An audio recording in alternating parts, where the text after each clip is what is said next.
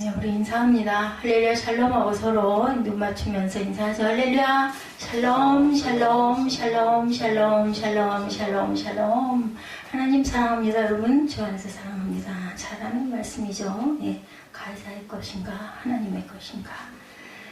네, 처음 아까 읽는데 통쾌하더라고요. 그죠? 그들의 음모를 딱 알고 예수님께서 딱 데나리온 하나를 가지고 와서 누구 거냐고 물어보시죠. 몰라서 물어보신 게 아니죠. 잘하는 말씀입니다. 누가복음 20장 우리가 읽기는 19절부터 26절까지 읽었지만 전체적인 거 한번 잠깐 보고 갑니다. 예수 그리스도의 권위에 관한 유대 지도자들의 질문과 그에 관한 다각적인 답변이 20장 전체의 주요 내용입니다. 유대의 종교 지도자들은 여러 가지 문제를 들고 와서 예수님을 책잡으려고, 그죠? 예, 시험을 하죠. 그러나 예수님의 답변은 그들로 하여금 더 이상 말을 못하게 만드는 아주 통쾌한 답변이시죠. 예, 보면 20장 마지막 절에 26절이었었죠. 10장 26절에 보니까 그들이 백성 앞에 그의 말을 능히 책잡지 못하고 그의 대답을 놀랍게 여겨 침묵하니라 이렇게 나와 있습니다.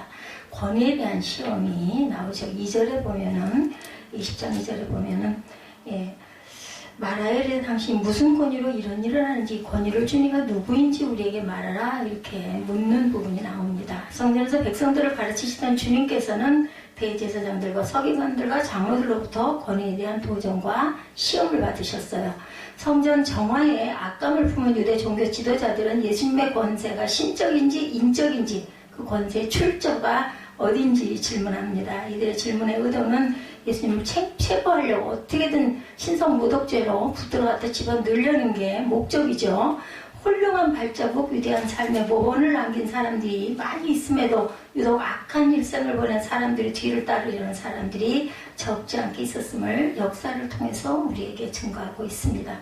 요한은 악행한 자에게 그 악한 대로 갚으신다고 그러죠. 사무엘하 3장 39절에 보면 내가 기름 부음을 받은 왕이 되었으나 오늘 악하여져서 스루야의 아들인 이 사람들을 제어하기가 너무 어려우니 요한은 악행한 자에게 그 악한 대로 갚으실지로다 하느니라. 왕이 되었으나 오늘 악하여져서가 아니라 약하여져서입니다. 오타입니다. 죄를 사하는 권세 누가복음 5장 24절에 그러나 인자와 땅에서 죄를 사하는 권세가 있는 줄을 너희가 알게 하리라 하시고 중풍병자에게 말씀하신 내가 네게 이르노니 일어나 내 침상을 가지고 집으로 가라 하심에 그대로 침상 들고 집으로 가는 기적의 사건이 일어나죠. 진퇴양난에 빠진 무리들 이걸로 인해서 이제 이걸 도대체 어떻게 했으면 좋을까 고민이 되죠. 예수께서 유대 종교 지도자들의 관계를 아셨으므로 질문에 대한 대답 대신 요한의 세계 출처에 관해서 반문하십니다. 이들은 예수님의 질문을 받자 자신들의 입장이 이제 너무나 난처해졌어요. 진퇴양난에 빠진 유대 종교 지도자들은 이제는 내가 알지 못한다라고 대답을 하죠. 예수께서는 그들에게 나도 무슨 권세로 이런 일을 하는지 너에게 이르지 않겠다 대답을 합니다. 대답이 된 거죠. 당신들이 대답을 안 하니 나도 대답을 하지 않겠다. 예수님은 하늘과 땅의 모든 권세를 가지신 분이죠. 예수께서 나와 말씀하여 이르시되 하늘과 땅의 모든 권세를 내게 주셨다. 그러므로 너희는 가서 모든 민족을 제자로 삼아 마태복음 28장 18, 19절이죠. 민족을 제자로 삼아 아버지와 아들과 성령의 이름으로 세례를 베풀고 20절에 내가 너에게 분부한 모든 것을 가르쳐 지키게 하라. 볼지어다 내가 세상 끝날까지 너희와 항상 함께 있으리라 하시더라. 누가복음 20장 7, 8절에도 나도 무슨 권위로 이런 일을 하는지 너에게 이르지 아니하리라 하느니라.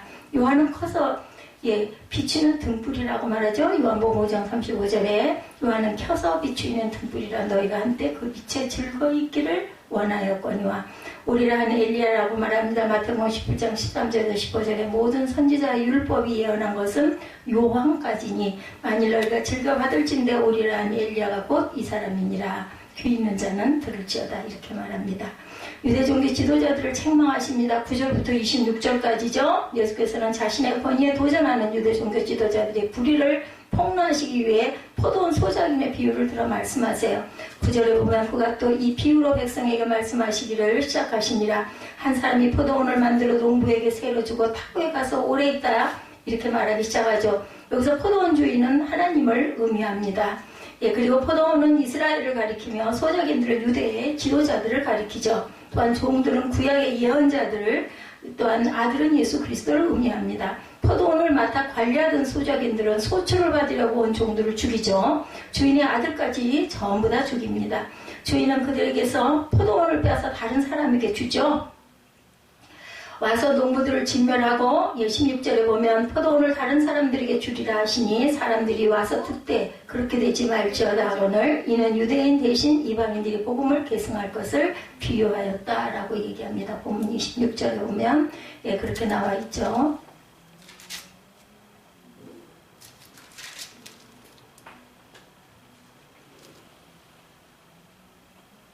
16절이네요. 16절에 이렇게 나와 있습니다. 와서 그 농부들을 진멸하고 포도원을 다른 사람들에게 주리라 하시니 사람들이 듣고 이르되 그렇게 되지 말아지이다 하거늘 그들이 보시며 이르되 그러면 기록된 바 건축자들이 버린 돌이 모퉁이 돌의 머릿돌이 되었느니라 하니 어찌미냐 이 돌 위에 떨어지는 자는 깨어지겠고 이 돌이 사람 위에 떨어지면 그를 가루로 만들어 흩으리라 하시리라. 서기관들과 제사장들이 예수의 이 비유는 자기들을 가르쳐 말씀하시는 줄 알고 즉시 잡고자 하되 백성을 두려워하더라. 백성들 때문에 못합니다. 그렇죠.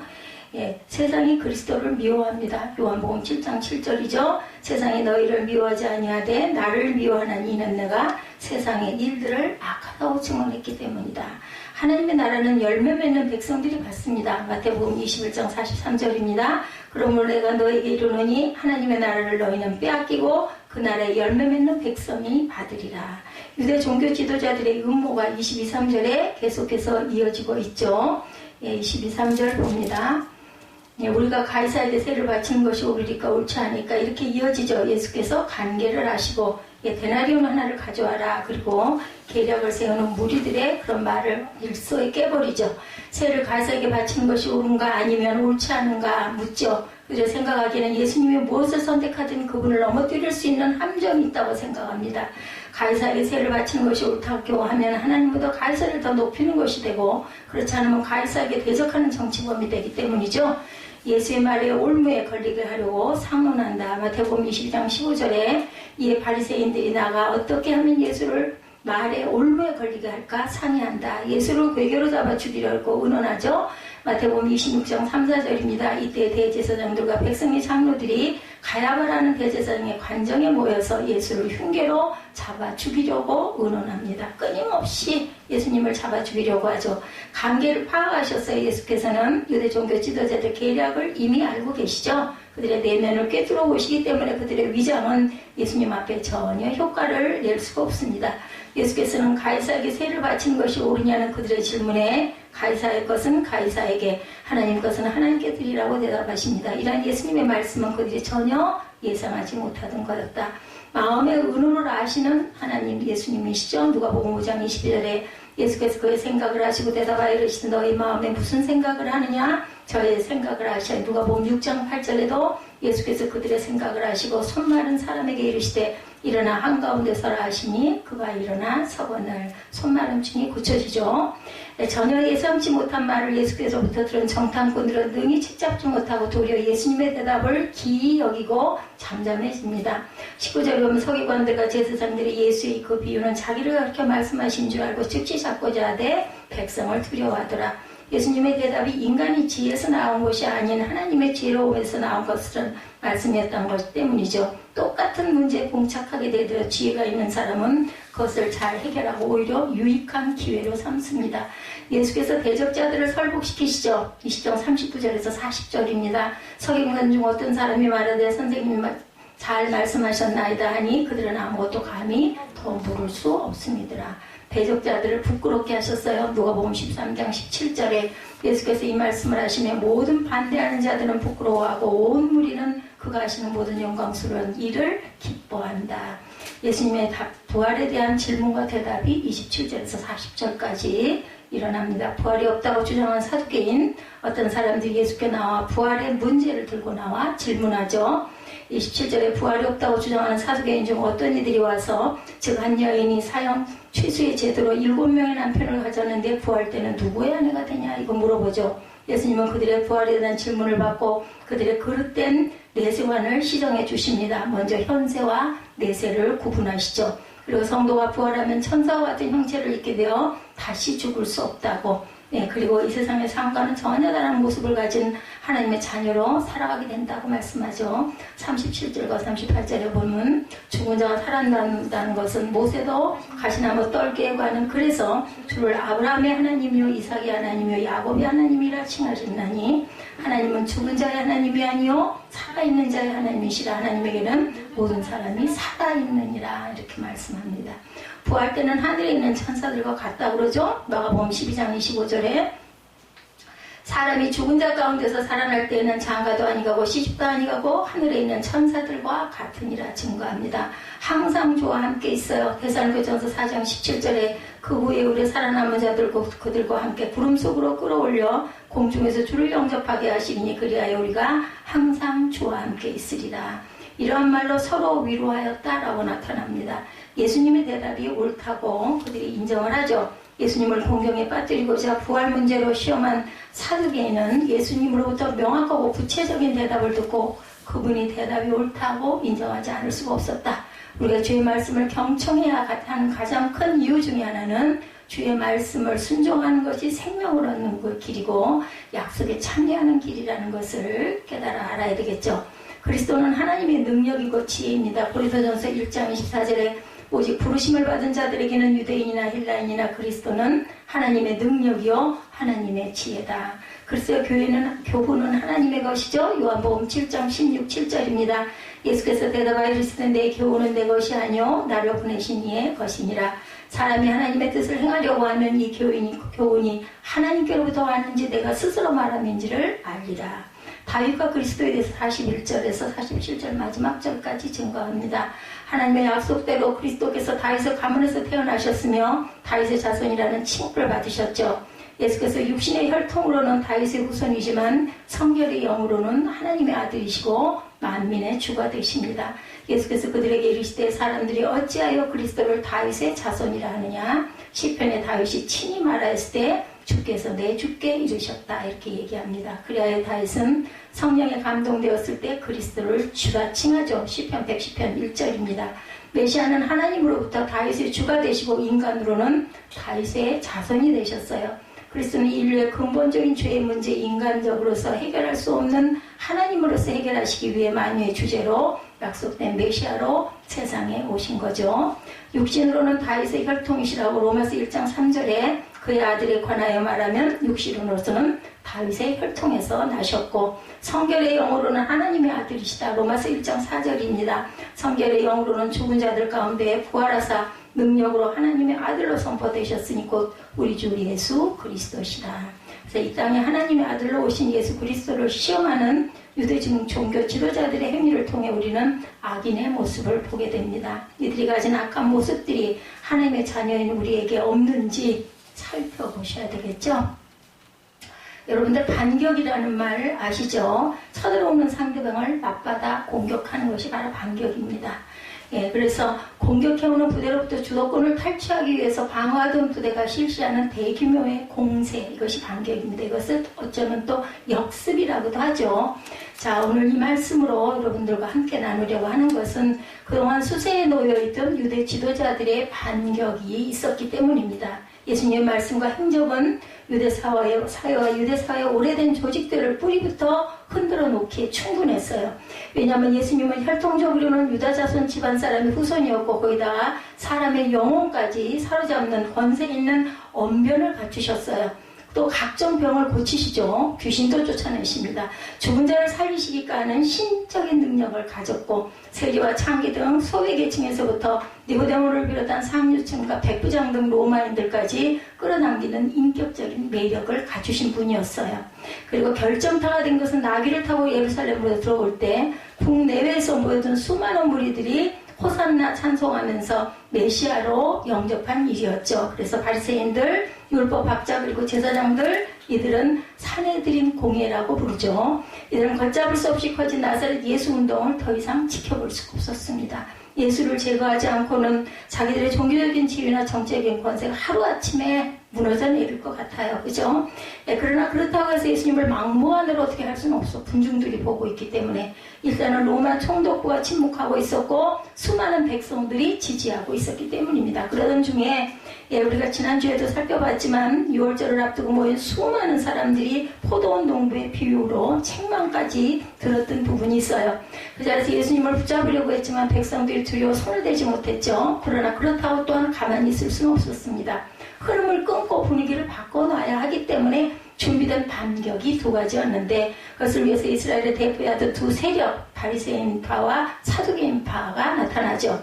바리새인 쪽에서는 먼저 세금 문제로 성공을 합니다. 19절에서 26절까지. 이어서 사두개인들이 교리적인 문제로 그 뒤에 이를 치는 방법으로 27절부터 40절까지 예수님에게 반격을 하죠.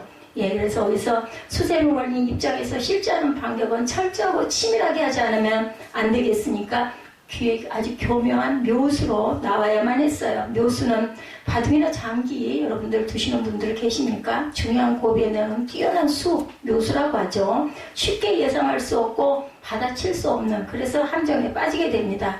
예, 예수님을 제거하려던 세력들은 첫 번째 묘수는 바리새인들이 자신들의 반대 세력인 헤롯왕을 지지하는 세력과 어떻게 해요? 동맹을 맺어요. 동행을 합니다. 그래서 연합을 합니다. 이것을 마가복음은 그들이 예수의 말씀을 책잡으려고 하여 바리새인과 헤롯당 중에서 사람을 보냈다라고 기록하고 있습니다. 마가복음 12장 13, 14절에 기록되어 있습니다. 바리새인들은 포로 시대부터 유대민족의 신앙적, 정치적 지주 역할을 했고 포로에서 돌아온 후에 가장 강력한 정치 세력이 되죠. 그리고 헤롯당은 성경에서 세 군데, 마태복음 22장 16절, 마가복음 3장 6절, 12장 13절에 나오는 것이 다인데 말 그대로 헤롯 또는 헤롯 왕조의 추종자들을 가리킵니다. 이들은 이방인인 헤롯 왕조를 지지하고 로마의 통치를 지지하고 혼하면서 각종 이권을 누리던 자들이죠. 따라서 정통 유대인들, 그 중에서도 바리새인의 입장에서 볼 때 그들은 세리와 같은 죄인으로 여겨진 사람들이었습니다. 그들이 이제 헤롯 당은 바리새인과 손을 잡을 수 없는 사람들이라는 말이죠. 어느 사회든 비슷하겠지만 권력을 가진 사람들은 평상시에는 서로 적대적인 것 같아도 보이지 않게 어떤 면으로는 또 금방 상부상조하기도 합니다. 그래야 할 때는 국회의사당에서 서로 막 싸우고 여당이니 야당이니 이런 사람들, 그죠? 예, 그러다가도 또 서로 아이 뭐 좀 그런 것 좀 그럴 수도 있죠 하고 이렇게 적당히 화합하는 사람들이 많습니다. 사회에서 바리새인은 종교적인 권세를 대표하고 헤롯 당은 정치적인 권세를 대표하므로 유대 사회를 양분하는 두 축이었는데 이들은 더 많이 차지고 하고자 하는 면에서 서로 적이었지만 유대 사회에서 자기들 외에 다른 세력이 등장하면은 하나가 되죠. 이런 상황에서 헤롯 당원들에게 먼저 손을 내민 것이 바리새인들이에요. 오늘 본문에서는. 왜냐하면 자신들의 공격에 대한 동지와 증인이 필요하기 때문이죠. 바리새인들이 볼 때 가장 확실한 증인으로 헤롯 당원을 그럴 만한 사람들은 없다 이렇게 생각을 한 겁니다. 바리새인이나 혹은 일반인으로 부족했을까? 왜? 그죠?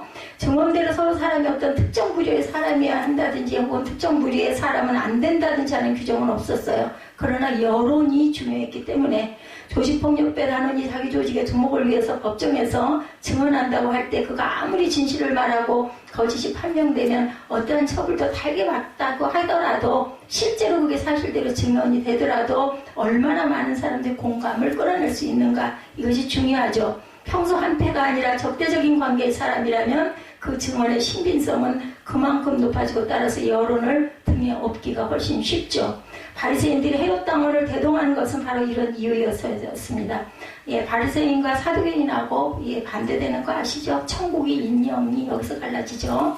우리가 하려는 것과 그에 대해 예수가 보이는 반응을 서로 증인이 되어줄 것이다 라고 이렇게 동행을 합니다. 이처럼 바리새인들은 치밀한 계산으로 헤롯 당원을 대동하고 예수님을 찾은 거예요. 가장 지혜로운 질문이다 라고 생각을 했죠. 이제 남은 문제는 어떻게 하면 예수를 올무에 걸려들게 하느냐, 이게 그 사람들의 목적이었죠. 그래서 그들이 예수께 다가가 한 말이 우리가 아노니 당신은 바로 말씀하시고 가르치시며 21절이죠. 사람을 외모로 취하지 아니하시고 오직 진리로 하나님의 도를 가르치시나이다. 칭찬하는 것 같죠. 여기서 바리새인들이 예수님을 선생님이라고 불렀다 해서 그게 정말로 선생님 대접을 하는 건 아니에요. 예수를 진정으로 선생님으로 생각했다면 헤롯 당원을 동원했을 리가 없죠. 무엇보다 예수님을 말에 올무에 걸리고자 하여서 머리를 지금 굴리고 있는 거예요. 사람들이 상대를 미워하거나 음모를 꾸미면서도 그 앞에서는 선생님이여 할 수 있는 여유를 보이는 거죠. 제가 그걸 참 못합니다. 이렇게 할 필요도 있어요. 보면은 그죠? 그들이 예수님을 한껏 치켜 세운 이유는 올무에 들게 하려는 목적이죠. 즉 그들이 예수를 바리새인과 헤롯 당원들이 두 번째 묘수 비장의 무기, 우리가 가이사에게 세를 바치는 것이 옳으니까 오늘 본문이기도 하죠. 옳지 않으니까 이 질문이에요. 제가 이 질문에 대한 것은 굉장히 제가 의미가 심각합니다. 우리 이번에 재판 사건의 말씀 그냥 다 포기하세요 하고 했는데 제가 이 부분을 받아가지고 제가 이 부분을 와서 그대로 전했거든요. 선생님도 아시다시피 이스라엘은 하나님의 선택된 백성이지 않습니까? 그러나 지금 로마의 식민지가 되었고 다윗의 나라를 회복하시려는 하나님의 약속은 아직 성취의 기미를 보이지 않고 있습니다. 그렇다고 우리에게 가이사를 거역하고 독립된 나라를 세울 만한 힘이 있는 것도 아니고 그렇다고 해서 하나님의 약속을 포기할 수도 없습니다. 이것이 우리의 고민거리 딜레마입니다. 이럴 때 우리는 어떻게 해야 합니까? 가이사를 거역하자니 현실이 두렵고 하나님의 그 선민의 삶을 선포하자니 그 역시 못할 일입니다. 이렇게 도대체 이걸 어떻게 했으면 좋겠습니까? 고민을 얘기하는 것처럼 아주 친절하게 물어보는 거예요. 그죠?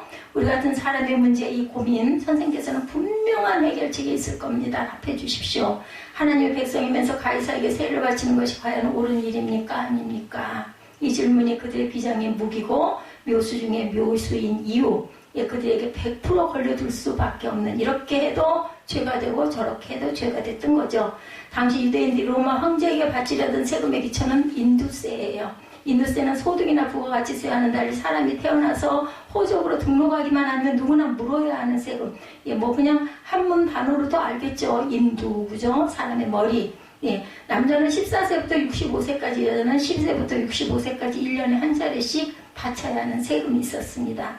당시 로마 황제는 디베리우스였어요. AD 14년부터 37년까지 살았던 사람이죠. 그는 헤롯의 아들 아켈라오가 폐위된 후에 유대인들에게 인두세를 거두게 했는데 1인당 한 데나리온씩 받는 이 세금은 가난한 유대인들에게는 아주 무거운 것이었습니다.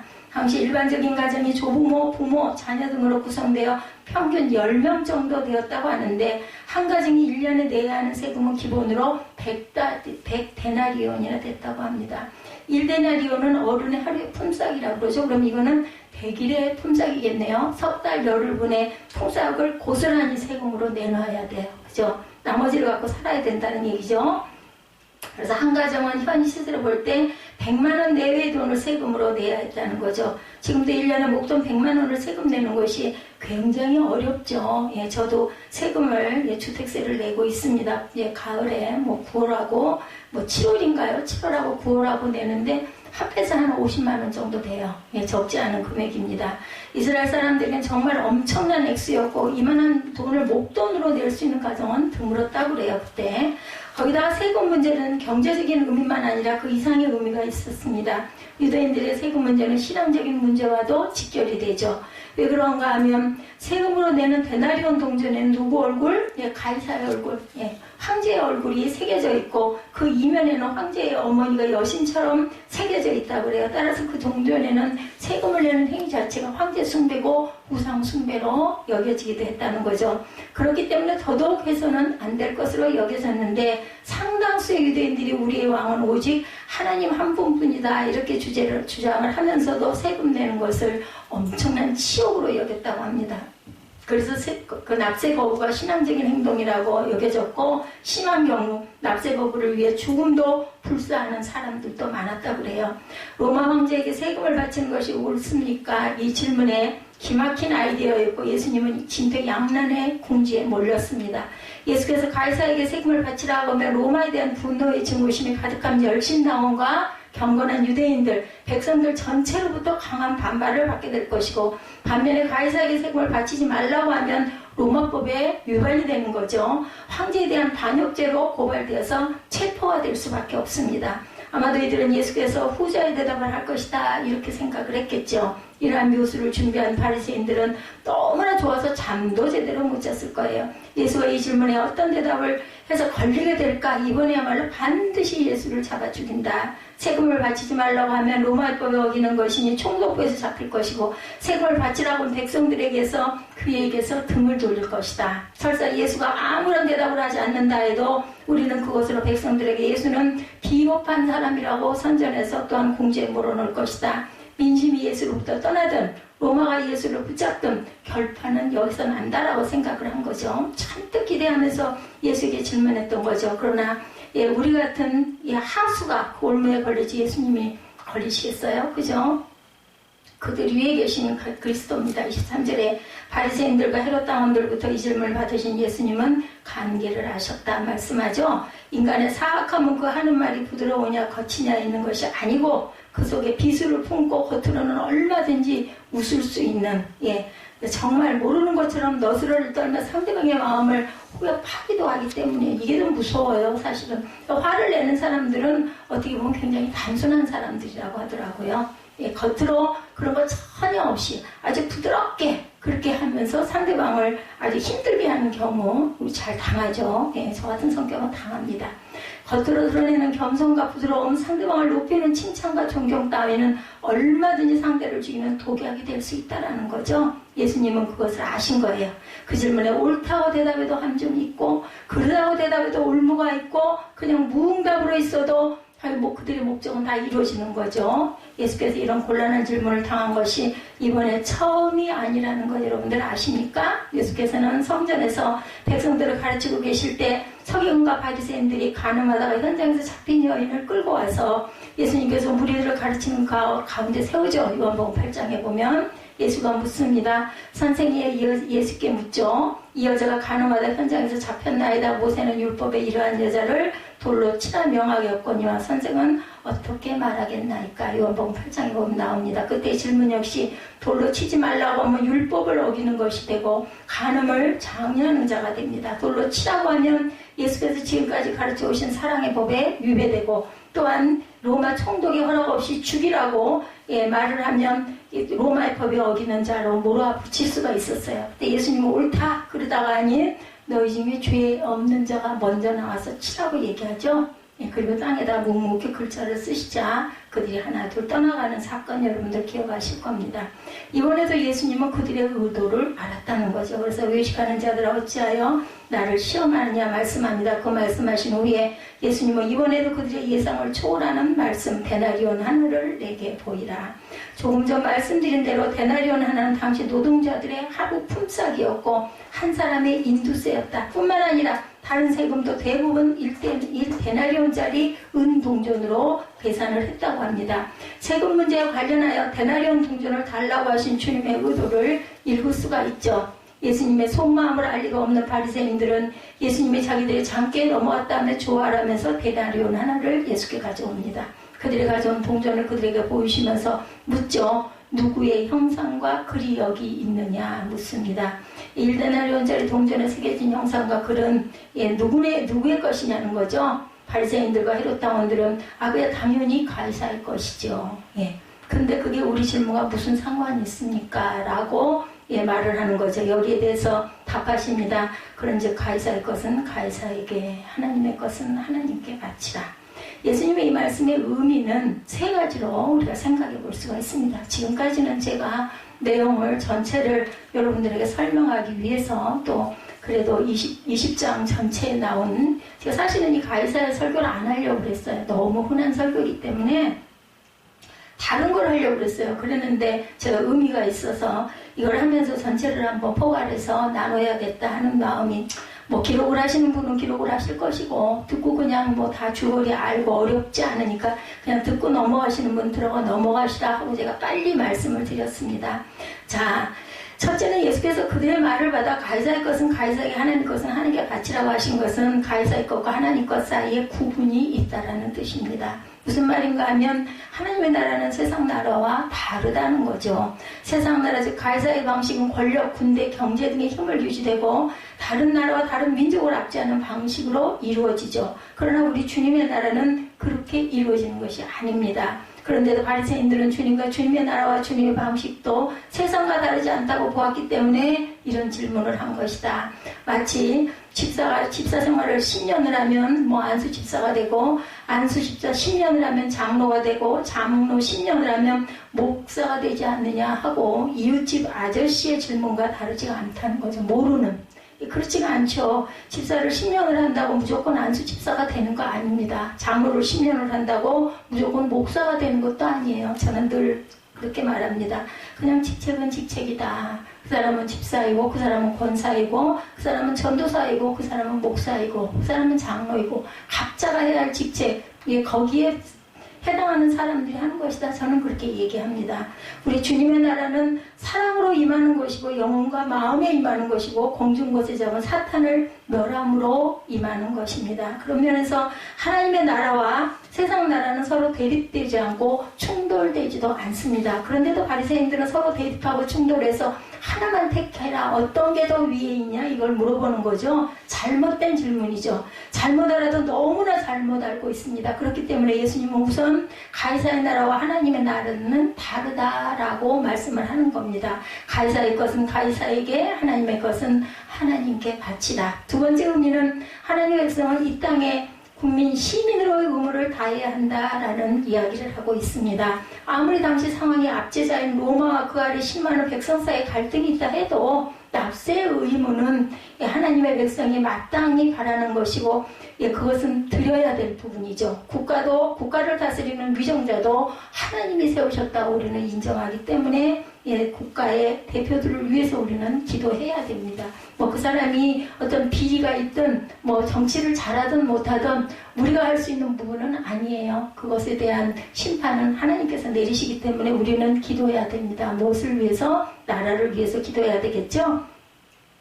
국가도 국가를 다스리는 위정자도 하나님이 세우셨기 때문에 하나님의 백성이 세상 나라와 지도자들에게 복종하는 것은 그들이 하나님을 지배 아래 있다는 것을 인정하는 거죠. 다시 말해서 국가나 지도자나 권력의 힘 혹은 행정의 힘이 무서워서 복종하고 세금을 내는 건 아닙니다. 국민의 의무이기 때문에 내는 거죠. 그들 위에 계신 하나님, 그들을 세우신 하나님 때문에 우리가 순종하고 세금을 내는 것이다. 따라서 예수를 믿는다고 국민의 의무를 소홀할 수는 없는 거죠. 현재 우리나라 국민이 지켜야 하는 의무는 납세의 의무, 국방 의무, 교육의 의무, 근로의 의무, 환경 보존의 의무 등이 있죠.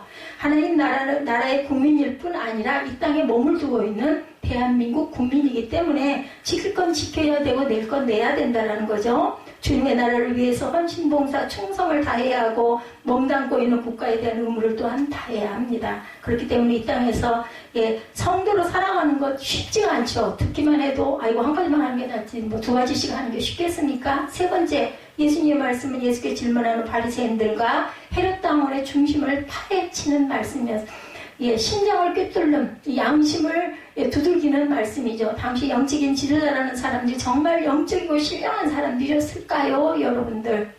사실 그들은 이론적이고 실제 삶에서 하나님 나라의 삶과 세상 나라의 삶을 뒤섞어 놓고 있어요. 어떻게든지 올무에 걸려서 넘어지게 해야 되기 때문에 단적인 예가 눈에 보이는 경건을 내면보다 더 중요하게 여기고 있었고, 성전의 거대한 복잡한 백화점식의 복합 매점을 허락해서 이익을 누리고 있었고, 자기 이익을 위해서 로마나 반대파인 헤롯 당과 얼마든지 손을 잡기도 하고 등을 돌리기도 했기, 의리라는 건 필요 없죠. 그죠? 지금 예수님 앞에 와서 가이사에게 세금을 바치는 것이 옳으니까 그러니까 묻는 그 자체가 그들의 세상에 붙잡혀 있다는 것을 보여줍니다. 어느 분이 돈에 대해서 다음과 같은 정의를 내렸다고 그래. 돈은 마음에 있는 가치가 투사되어 나타난 하나의 피사체일 뿐이다. 그러므로 중요한 것은 돈에 그려져 있는 형상과 글이 아니고 그 돈을 바라보는 사람들의 마음이다. 즉 돈을 바라보는 그 사람의 마음과 가치가 돈에 새겨진다라는 뜻이겠죠. 결국 바리새인들이 가이사에게 세를 바쳐야 하느냐 바치지 말아야 하느냐고 질문했다는 것은 그들이 그만큼 가이사를 의식하고 있었던 뜻이고, 반대로 하나님께 대해서는 그 의식이 잠들어 있다는 뜻입니다. 하나님을 의식하고 하나님에 대하여 깨어있는 사람은 가이사 따위에는 의미가 없습니다. 결국 바리새인들의 소속은 세금을 내야 하느냐 말아야 하느냐로 고민하거나 그 의미를 묻는 것은 그들의 관심이 돈을 향해 열려있다는 증거고, 그들의 마음에 가이사의 형상과 가이사의 글이 살아 역사한다. 돈이 소중하게 여겨진다라는 거죠. 이것이 문제의 핵심이었죠. 그들은 진정한 하나님 나라의 백성이 아니고 그들 속에는 하나님의 법이 새겨져 있지 않았다라는 겁니다. 이 사람들이란 실체가 그들의 질문과 예수님의 마음을 폭로합니다. 그들이 예수님을 몰아넣으려 하는 그 함정에 자신들이 결국은 빠지고 말죠. 그러면서 자신들이 얼마나 세상적인 삶을 살고 있는지, 하나님 보시기에 가이사를 더 의식하고 살고 있고, 그리고 자신들이 얼마나 철저히 세속적인 사람들인지를 자백한 꼴이 되고 말죠. 그래서 그들은 예수님 앞에 부끄럽게 되어서 물러날 수밖에 없었다. 오늘 결론이었죠. 그들의 백성 앞에서 그의 말을 능히 책잡지 못하고 그의 대답을 놀랍게 여겨 침묵하니라 친 거죠. 예, 말씀을 맺습니다. 예, 결론으로는 나는 하나님의 것입니다. 이 고백입니다. 가이사의 것은 가이사에게, 하나님의 것은 하나님께 바치라. 25절이죠. 예수님의 의도는 하나님의 나라와 세상 나라는 다르다는 거죠. 그렇지만 성도는 이 세상에 속했기 때문에 국가와 자치단체 등에 순종하기도 하고 시민의 의무는 다해야 된다. 이것은 세상에 권세를 세우신 분도 하나님이라는 고백과 같다. 그리고 바리새인들의 질문은 자신들이 가이사를 그만큼 의식하고 있다는 뜻이고, 반대로 하나님께 대해서는 잠들어 있다는 뜻이다. 결국 그들은 세상 나라 소속이라는 것을 스스로 고백한 셈이라는 거죠. 오늘 본문이 여러분에게 진심으로 묻고자 하는 것은 데나리온짜리 동전의 가이사 형상에 새겨져 있었던 것처럼 저와 여러분에게도 누군가의 형상이 우리 마음판에 새겨져 있으십니까? 우리에게는 하나님의 형상이 새겨져 있습니다. 그렇다면 여러분은 누구의 것입니까? 우리는 하나님의 것입니다. 여러분의 모든 소유는 하나님의 것입니다. 제가 어제 그 얘기를 우리 에스더 전도사한테 짧게 또 가정에 무슨 문제 있는 건 저는 모르고 했어요. 저 이불 해가지고 빨아가지고 딱 낄 일이 아주 큰 걱정거리였거든요. 무거워요. 굉장히 저 요가. 그래서 저걸 오죽하면 버려버리고 그냥 땅바닥에서 잘 있는 게 낫겠다 이 생각까지 했어서 내가 감당을 할 수 없을 것 같아가지고 그랬는데, 그거를 가서 말라있기 때문에 갖고 왔는데 이걸 도대체 어떻게 할까. 내일 예배 끝난 다음에 에스더 전도사한테 좀 도와달라고 해서 어떻게 해봐야 될까 어쩔까 그걸 들여다보고 있으면 속이 답답하더라고요. 그거를 제가 오죽이나 하면요, 귀를 잡아서 머리를 써가지고 한참을 들여다보고, 좁잖아요 저기가. 그 땅으로 떨어지면 안 되니까 놓고는 궁리를 하고 연구를 하고 귀를 잡아서 뒤집어서 까서 덮으면서 기도했어요. 오죽이나 하면 하나님 이거 확실하게 속에서 뭉치지 않고 바늘로 뜨지 않게 되도록 딱 붙어있을 수 있고, 요니까 이불이 아니니까 되게 해주세요. 그걸 딱 뒤집어가지고 그걸 터는데 정말 죽을 것 같더라고요. 허리가 제가 힘을 못 쓰니까 이거 털어야 훅 해갖고 반드시 될 거 아니에요. 그래서 그거를 정말 기를 쓰면서 털면서도 하나님 힘주시옵소서 오죽하면 제가 그렇게 기도를 했다니까요. 저런 거라면서 무슨 기도를 할 일이에요. 그 그냥 하던 습성으로 잘 습관된 사람 잘할 수 있을 텐데 잘하지도 그동안 많이 안 해보기도 했고 힘이 붙이고 하긴 해야 되겠고 시간은 밤 자정이 다 돼가는 시간이고 근데 꼭 해야 될 것 같아. 저걸 정돈을 해야 제가 잠을 잘 수 있을 것 같아가지고 하면서 한 번 할 때마다 제가 마음으로 기도를 했다니까 진짜 처음이에요. 그런 걸 그렇게 한 건. 그러면 기도 안 하거든요. 그래서 제가 그 생각을 했어요. 내가 살았다 할 것이 없구나. 발걸음 하나를 뛰는 것도 21번 쉬는 것도 호흡을 한번 하는 것도 하나님이 허락을 하시니까 내가 할 수 있는 거고, 내가 눈을 뜨고 있는 것도 살아있는 것도 하나님이 나를 붙들고 계시기 때문에 할 수 있는 거다라는 이런 고백을 했습니다. 가진 것 중에 가이사의 것은 하나도 없죠. 저와 여러분이. 그렇기 때문에 가이사의 것과 하나님 것으로 구분할 수가 있는 거예요. 만약에 이렇게 막 섞였다면은 곤란하느라 고생하겠죠. 그렇기 때문에 저와 여러분은 하나님의 것임을 고백합니다. 돈이나 재물을 비롯해서 여러분이 가지고 있는 것에 대해 내 것과 하나님의 것, 세상적인 것과 영적인 것으로 구분을 한다면 잘못된 거예요. 이 결론으로 이 말씀을 길게 드린 이유는 하나님의 것도 하나님의 것, 내 것도 하나님의 것, 내가 쓰고 있는 모든 것은 다 내 자신까지도 하나님의 것이라는 고백입니다. 내가 가진 것의 주인을 묻고 따지고 계산할수록 내가 세상에 속해 있는 것은 아닐까라는 생각을 해봐야 된다는 거죠. 자, 여러분들은 누구의 소유이십니까? 하나님의 소유이시죠? 이것을 인정하고 감사하시고 하나는 왜 이것밖에 안 돼 하지 마시고, 하나님께서 나에게 귀한 축복을 주셔서 이만큼이라도 내가 살아갈 수 있도록 해주신 은혜를 감사하시는 겸손한 저와 여러분이 되시기를 주님의 이름으로 축복합니다. 그렇게 사는 길만이 복된 길이고 주 안에서 평강을 누리고 복된 삶을 사는 길이라는 것을 저는 이 말씀 속에서 엄청난 많은 것을 깨달아서 여러분들이 조금 어려웠을 수도 있어요. 제가 예화를 택한 게 조금 좀 어려웠지만 이해하실 줄 믿고 여러분들에게 전했습니다. 가이사의 것은 가이사에게, 하나님의 것은 하나님에게, 저와 여러분 모두는 하나님의 것임을 고백합니다.